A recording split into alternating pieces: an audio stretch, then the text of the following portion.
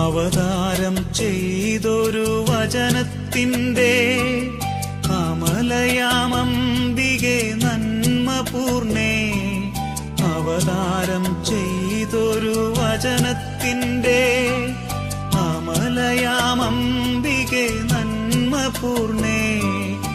അവനിയിൽ സുതരുടെ യാചനകൾ അലിവോടെ കേട്ടു നീ അഭയമേകൂ. എത്രയും ദയയുള്ള മാതാവേ, നിൻ സങ്കേതം തേടി വരുന്നു ഞങ്ങൾ. നിൻ ചാരത്തോടിയണഞ്ഞവരെ